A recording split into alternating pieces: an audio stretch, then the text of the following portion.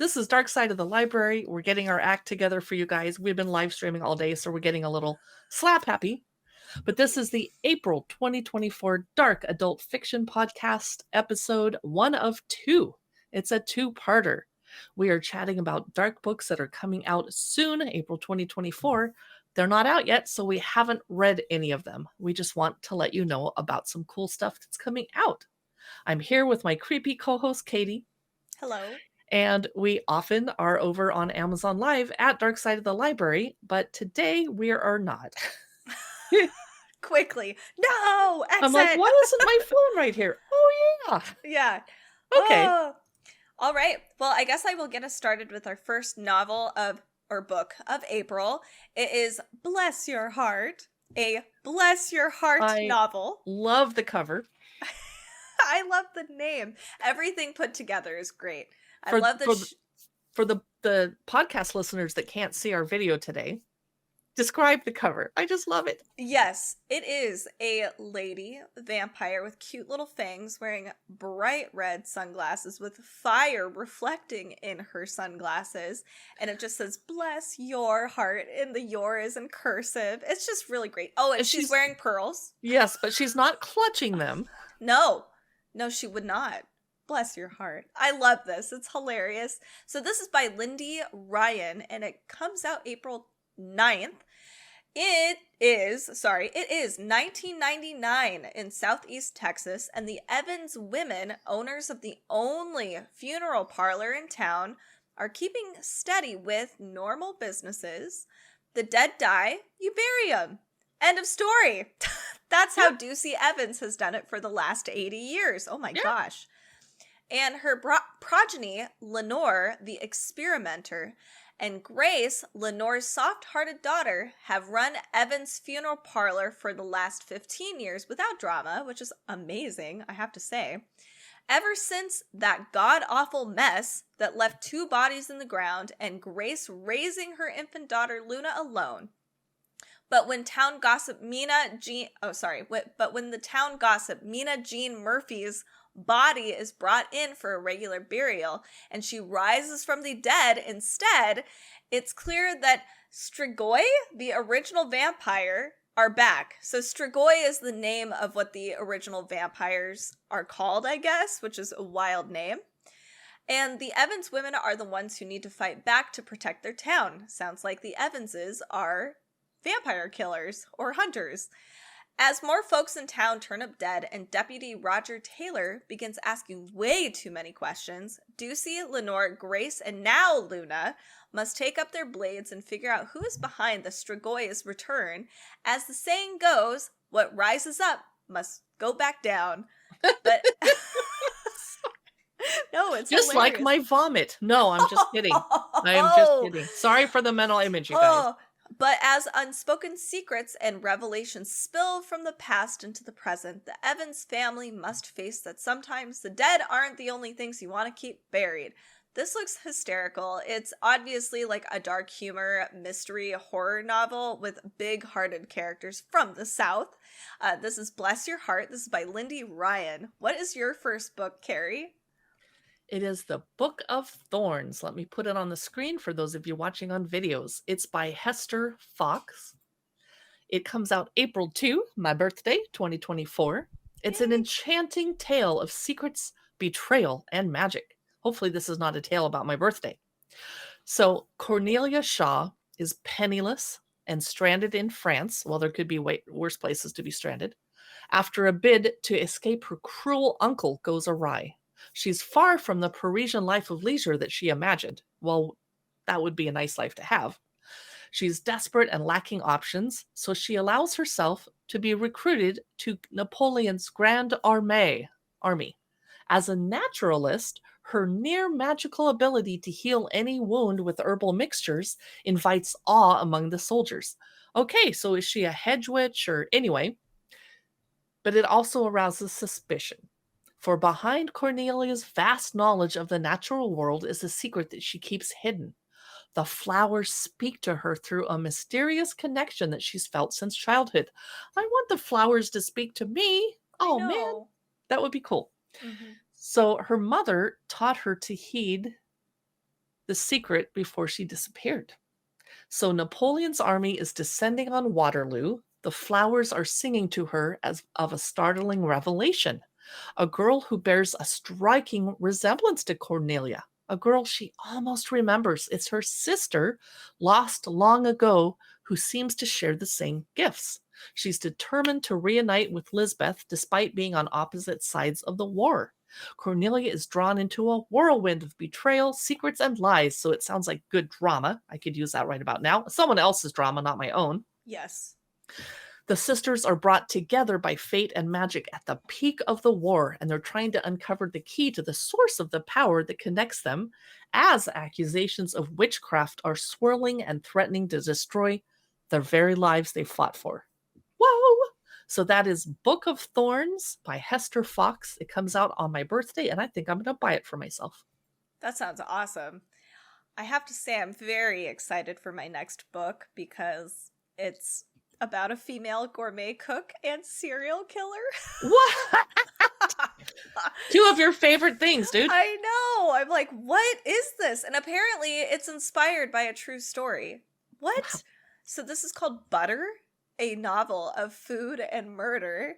This comes out April 16th, and this is a cult Japanese best-selling novel by Asako Yuzuki, and the translator is Polly Barton. So I don't know what year this was published in Japan, but it's new here.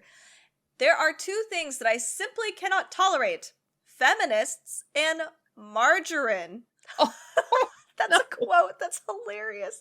So, gourmet cook Minako Kaji sits in the Tokyo detention house, convicted of the serial murders of lonely businessmen whom she is said to have seduced with her delicious home cooking. Oh, God. Okay. The case has captured the nation's imagination, but Minako refuses to speak with the press, entertaining no visitors. That is until journalist Rika writes a letter asking for her recipe for beef stew. And Minako just cannot resist writing back.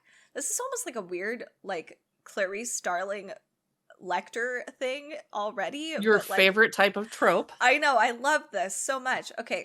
So Rika, the journalist, is the only woman in her news office. She works late at night, rarely cooking more than ramen.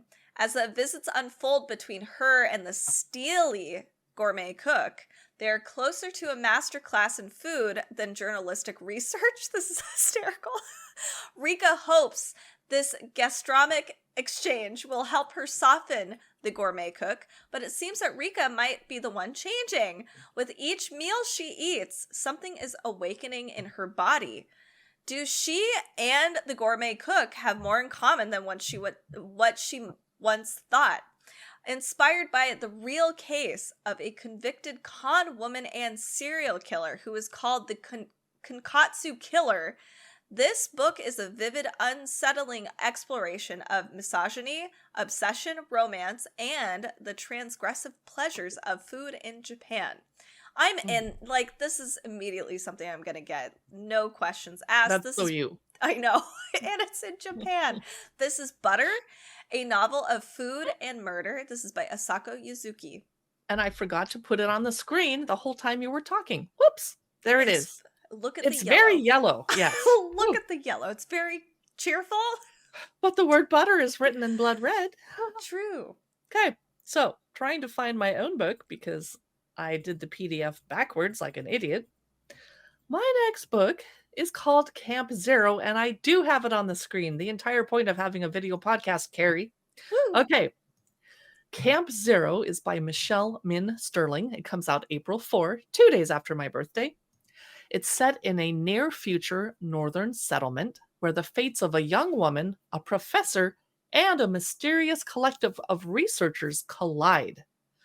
So in remote northern Canada, a team led by a visionary American architect is breaking ground on a building project called Camp Zero. It's intended to be the beginning of a new way of life.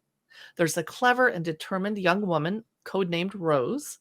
She's offered a chance to join the Blooms, a group hired to entertain the men in camp. But Her real mission is to secretly monitor the mercurial architect in charge. In return, she'll receive a home for her climate displaced Korean immigrant mother and herself. Rose quickly secures the trust of her science nerd target. Those words were mine, only to discover that everyone has a hidden agenda and nothing is as it seems. Through skillfully braided perspectives, including those of a young professor longing to escape his wealthy family, oh, poor him, and an all woman military research unit struggling for survival at a climate station. The fate of Camp Zero's inhabitants reaches a stunning crescendo. It's supposedly atmospheric, fiercely original and gripping. It's a page turner. I am curious. I don't like that she has to distract a scientist with her beauty to spy on him, but we'll see. It's Camp Zero by Michelle Min Sterling. My next book is Death in the Details. This is by Tietjen, and this comes out April 9th. This is inspired by the real-life mother of forensic science, Frances Glessner Lee, and featuring a whip-smart, intrepid sleuth in post-World War II Vermont. This is a historical mystery. There's definitely some morbid themes in here, though. We have our main protagonist, Maple Bishop, is ready to put World War II and the grief of losing her husband Bill behind her. But when she discovers that Bill left her penniless, Maple realizes she could lose her Vermont home next and sets out to make money the only way she knows how, which is by selling her intricately crafted dollhouses. No, I want to keep my dollhouses. But you can make money crafting dollhouses or custom houses. That'd be cool. I just like dollhouses a lot and I feel sad for her. I know. Business is off to a good start until Maple discovers her first customer dead. Oops. His body hanging precariously in his own barn. Oops. What a horrible story. What was she doing going out to his barn? I have questions. I know. Okay, sorry. Something about the supposed suicide rubs Maple the wrong way, but local authorities brush her off, of course they do, determined to help them see, quote, what's big in what's small? That doesn't make sense to me. Maple turns to what she knows best, painstakingly recreating the gruesome scene in miniature Death in a Shell. That's cool. So she actually recreates a scene by crafting basically little mini death scenes. If it helps her process the trauma in her own way, sure. I'm down with it. Sure. Or if she's trying to solve the case, she can get a mental image. That's cool. Yeah, that works. So, with the help of a rookie officer named Kenny, Maple uses her macabre miniatures to dig into the dark undercurrents of her sleepy town, where everyone seems to have a secret and a grudge. But when her nosy neighbor goes missing and she becomes a suspect herself, it'll be up to Maple to find the devil in the details and put him behind bars. So this is actually drawing inspiration from true crime. This is really fun. Definitely just a little different. I like that she crafts her own scenes, and this is inspired by the real-life mother of forensic science. So this is Death in the Details by Tietjen. That is cool. I'm definitely curious. But I'm beyond excited for my next book called The Garden by Clare Beams. Pretty. Oh my gosh, this is my kind of book. It is coming out April 9 from the publisher Doubleday. The discovery of a secret garden with unknown powers is the theme of this page-turner book. That is scary. In 1948, Irene Willard, who's had 5 previous miscarriages in a quest to give her beloved husband the child he desperately desires, she's now pregnant again, and she comes to an isolated house that's been turned into a hospital in the Berkshires. It's run by a husband and wife team of doctors who are pioneering a cure for her condition. She's a little bit wary, but she enlists herself in the efforts of the doctor's hall to quote-unquote rectify the maternal environment, both physically and psychologically. I'm getting creeped out. What does that mean? Good. In the meantime, she also discovers a long-forgotten walled garden on the spacious grounds. This is reminding me of The Secret Garden, one of my favorite childhood books, but I don't know if that's intentional.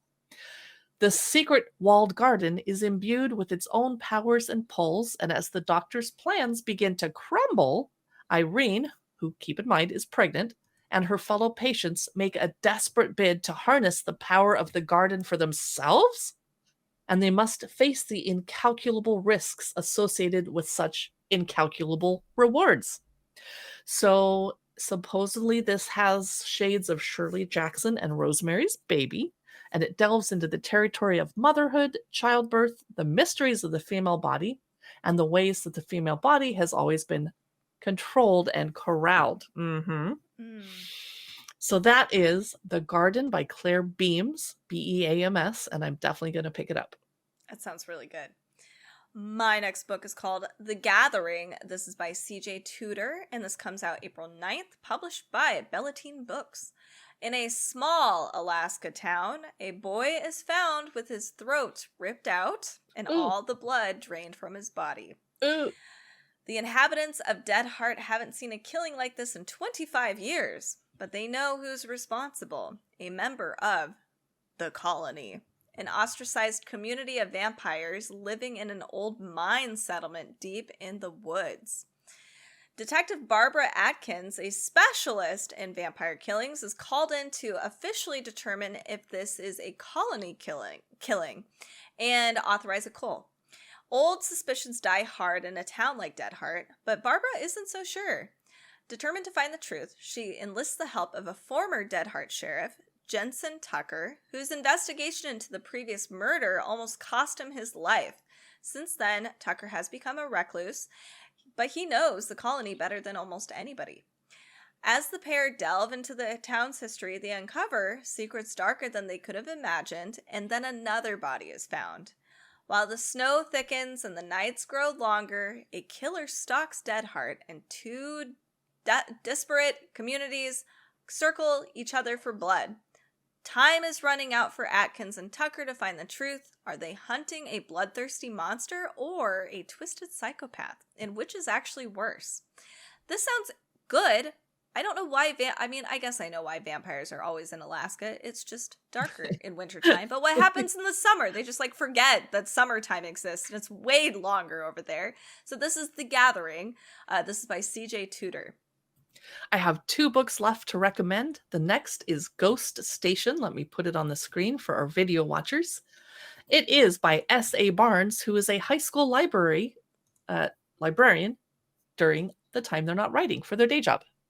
So Ghost Station by S.A. Barnes is published by Tor Nightfire, comes out April 9. A crew must try to survive on an ancient, abandoned planet in the latest space horror novel from S.A. Barnes, who also wrote Dead Silence. An abandoned plant, a hidden past, a deadly danger. So psychologist Dr. Ophelia Bray has dedicated her life to the study and prevention of ERS, the most famous case of which resulted in the brutal murders of 29 people. It's personal to her, and when she's assigned to a small exploration crew who recently suffered the tragic death of a colleague, she wants to help. But as they begin to establish residency on an abandoned planet, it becomes clear that the crew is hiding something. Ophelia's crewmates are far more interested in investigating the eerie ancient planet and unraveling the mystery behind the previous colonizers' hasty departure than they are in opening up to her. That is, until their pilot is discovered gruesomely murdered. Is this Ophelia's worst nightmare starting, a wave of violence and mental deterioration from ERS? Or is it something even more sinister? I don't know what ERS is, but I'm sure we'll find out. It sounds like a nice page turner. I might pick it up. It's Ghost Station by S.A. Barnes. I liked their previous novel that they wrote, so I might have to check it out too. My last book of today is The Hemlock Queen. This is a part of the Nightshade Crown, I think a duology, and this is by Hannah Whitten. This comes out April 9th. I did actually read the first one, and I am sad to say I forgot about it in the plot. That's okay. So. We read a lot of books, especially you. Yes. Especially you. I remember it was it was in the middle zone for me, but I think Hannah Whitten is getting better as she writes more and more. So here's the second part of the book, what it says. The corrupt King August is dead. Sorry, spoilers, dead. Well, we're done with the book now. Yep, done, story over. But Prince Bastian has seized the throne and raised Lore, the protagonist in the previous novel, who is a necromancer and former smuggler, to his right hand. Together, they plan to cut out the rot from the heart of the royal court and help the people of Delaire. But not everybody is happy with the changes. The nobles are sowing dissent, and the Empire is beating down their door, and Lore's old allies are pulling away. Even Prince Bastian has changed. No longer the hopeful, rakish, charismatic man Lore knows and loves. Instead, he's becoming cold, domineering, and reckless. And something has been whispering in her ear, a voice, dark and haunting, that's telling her there's more to the story than she knows, and more to her power than she can even imagine. A truth buried deep that could change everything. With Bastian's coronation fast approaching and enemies whispering on all sides, Lore must figure out how to protect herself, her prince, and her country before they all come crumbling down and whatever dark power has been creeping through the catacombs is unleashed. So that is the second installment of the Nightshade Crown. This is the Hemlock Queen by Hannah Whitten. My final book today has a lovely title that says, Home is Where the Bodies Are. Oh, that's nice. It is by Jeneva Rose. It comes out April 30, the end of the month. After their mother passes, 3 estranged siblings reunite to sort out her estate. Beth, the oldest, never left home. She stayed with her mom, caring for her until the very end. Nicole is the middle child. She's been kept at arm's length due to her ongoing battle with a serious drug addiction. Michael is the youngest, lives out of state, and hasn't been back to their small Wisconsin town since their father ran out on them 7 years before. Okay, how does this book get dark? While going through their parents' belongings, the siblings stumble upon a collection of home videos, and they decide to revisit those happier memories. And here's where they really should have never put them in the VCR. God. The nostalgia is cut short when one of the VHS tapes reveals a night back in 1999 that none of them have any recollection of. On screen, their father appears covered in blood. What follows is a dead body and a pact between their parents to get rid of it before the video abruptly ends. Did I see this on a Netflix show last year? Oh my God. Was it the Black Mirror episode where it's the mom and it's weird? Yeah, I think it is. I don't know. I wonder. So Beth, Nicole, and Michael must now decide whether to leave the past in the past or uncover the dark secret their mother took to her grave. Wow! It sounds good. Yeah, it does. But So that is Home is Where the Bodies Are by Jeneva Rose. And that finishes up part 1 of our adult fiction books that are coming out in April 2024. We will have part 2 coming out next week. We do publish on Wednesdays and Fridays, and if it's crazy busy, which it might be, we might be publishing on Morbid Mondays as well. Thank you so much for tuning in today on this live stream and listening to the podcast episode when you do get a chance. Make sure to tune in to our socials, which is Dark Side of the Library on Facebook, Instagram, and YouTube, and of course our Amazon Live channel at amazon.com/live/Dark Side of the Library. And if you are interested in any of these books, make sure to check out our show notes at darksideofthelibrary.com. They are affiliate links, but if you do purchase something, we do appreciate it. We get a small commission. Thank you so much, and I hope y'all have a fantastic rest of your day. We'll see you in the next live stream /podcast episode.